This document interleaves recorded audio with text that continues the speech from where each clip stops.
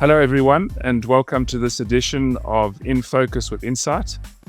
I'm Roger Wiseman and a consultant at Insight Health Solutions, and we look forward to welcoming Dr. Gary Kantor, who will be sharing some thoughts on hypertension. Every year on the 18th of May, the World Health Organization marks World Hypertension Day. Hypertension has such a significant impact on our society and health system. It is known as the silent killer, as it is usually not associated with any symptoms, but is the leading cause of preventable death, stroke, heart attack, and kidney disease. And so this places a significant burden on the health system and the cost of funding care. Insight Health Solutions is running a series of hypertension awareness articles, and as mentioned, we have the privilege of welcoming Dr. Gary Kantor to this podcast. So, Gary, welcome. Thank you for joining us. As I've mentioned, you've put together a series of articles highlighting the issues around hypertension and its management.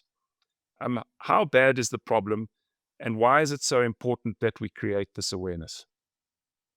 Hi, Roger, and to the Inside audience. Going to be nice chatting with you.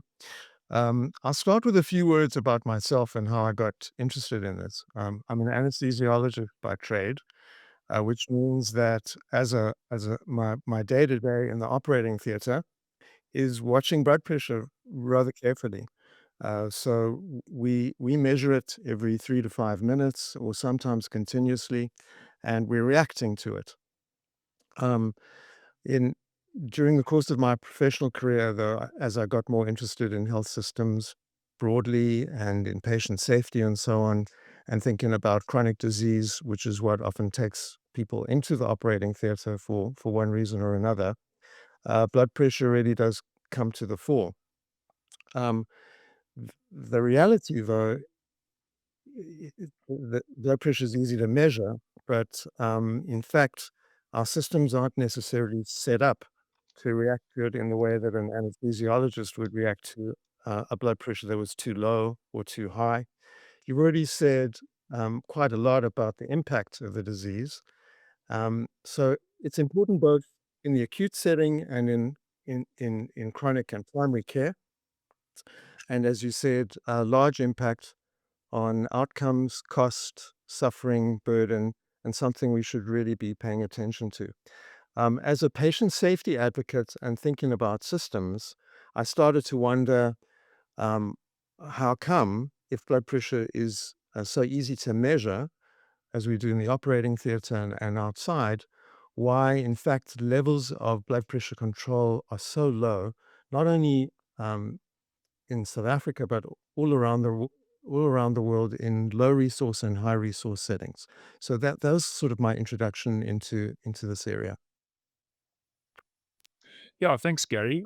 So I think you made an interesting point just around that blood pressure is easy to measure.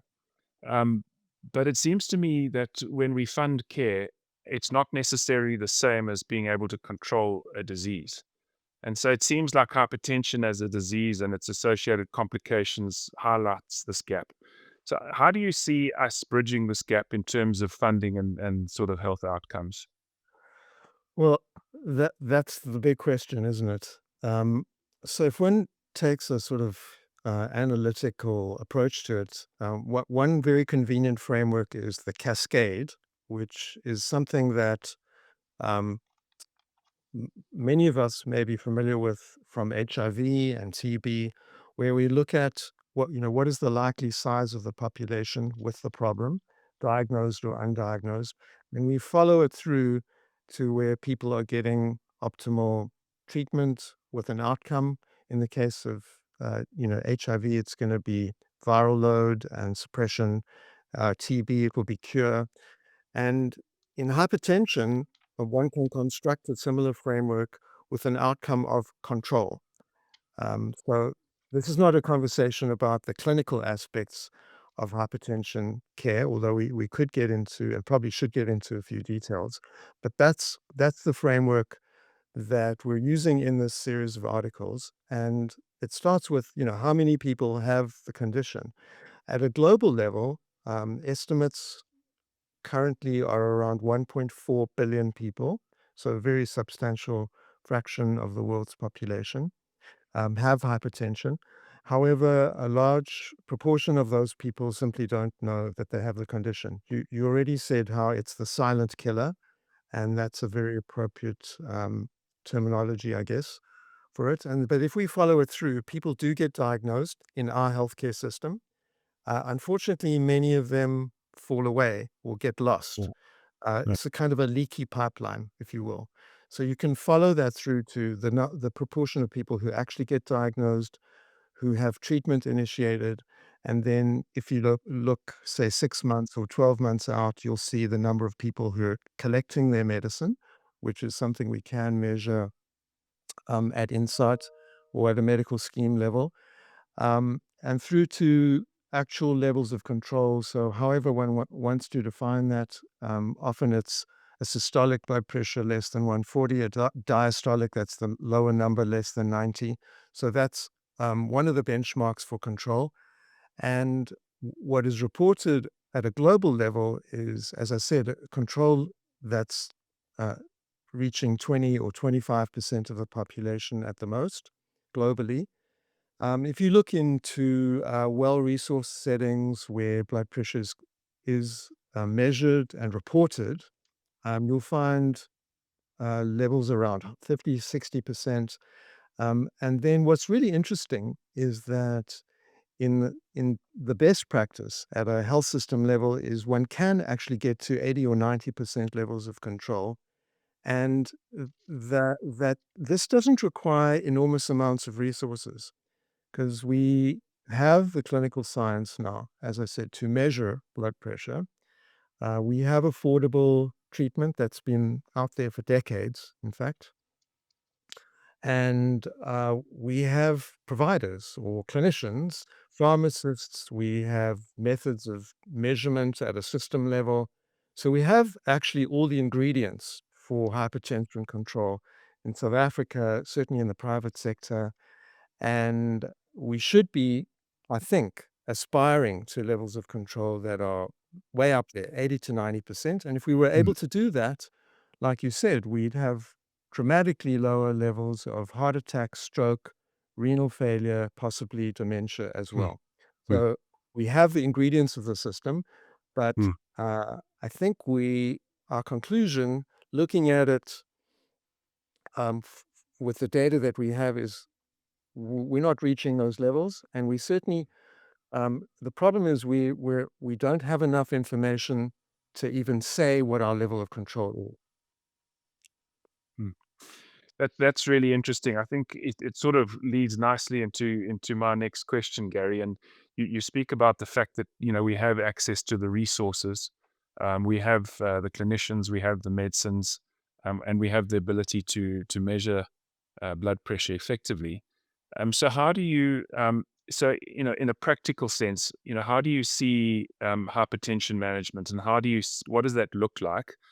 And particularly within the South African private sector, how do you think that the private sector can contribute towards the meaningful improvements in hypertension management? Yeah. Well, so that's the big question. And for me, sitting in this armchair today, and for both of us, I guess, we're not really in a position to design or prescribe a design for the system. But I think there are a few things we can point to. So at the end of that cascade, as I said, is measuring control. So I think that is a missing ingredient which we could create in the system. In other words, a measure, perhaps a reportable measure um, of control that would allow us to say, okay, the system, if we're redesigning it, it's generating the outcomes that we want. So that is missing and I think could be implemented. And whether that happens through blood folks, you know, measuring their own blood pressure at home, which is certainly an option these days, or having it measured in a retail pharmacy, or having it measured at a GP visit, which one would expect to see someone who has hypertension is eligible for a prescribed minimum benefit, which includes GP visits. So we know that GPs are, they are our primary um, primarily responsible for this in the private sector, and I'm not at all suggesting that that role doesn't remain vital and central to all of this. But I'm saying perhaps we need to look at the other ingredients in the system that would allow us to measure and report, and Uh, then to use that at a population level to make sure that the benefits are available, the drugs are being correct drugs for a particular protocol are being used, so that's on the measurement side. And then on the treatment protocol, again, I'm not sitting here in my armchair saying which drugs at what dosages for which people. The formularies are there. The treatment protocols for South Africa and international are well published and well accepted. And I think that the key thing there is that treatment protocols can be pretty simple. So it may be that one needs only, 3 to 4 different drugs for most people. We have to remember, however, and you'll point out to me as a pharmacist by trade, that we aren't necessarily going to be able to treat everyone with those drugs. And I've skipped one important step, which I'll come back to, which is diagnosis. So we're assuming here that most people have primary hypertension, which means there isn't a secondary driving cause, um, various fortunately rare conditions, adrenal tumors, brain conditions, all sorts of things that can drive blood pressure. So we're assuming um, that we're talking about the 80 to 90% of people who have primary hypertension, for whom relatively simple treatment regimens are effective. And even a single pill.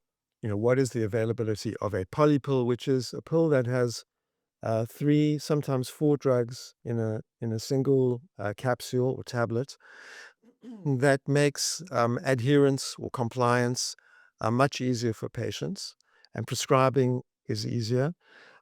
Even in the absence of a specific polypill, which one would, just dish out to the vast majority of people as an initial treatment, combination drugs are available. So I think the message there is that we need to simplify treatment protocols if they are currently too complex, and that most people can get reasonable control, good control, with very simple treatment protocols.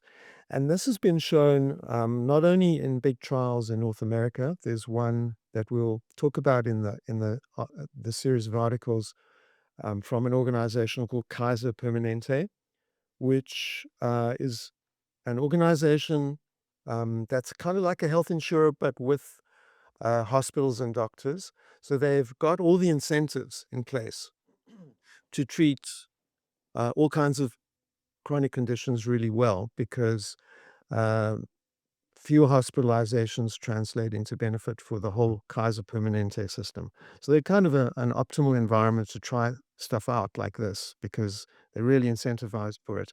So at Kaiser in Northern California, the published trial showed that they got to 80% and then eventually 90% control levels over a fairly long period of time. So they had to experiment quite a lot. But put Kaiser Permanente aside for now. There's a there's a trial published in the New England Journal of Medicine just last year, September, from KwaZulu-Natal, in a very different setting to Northern California.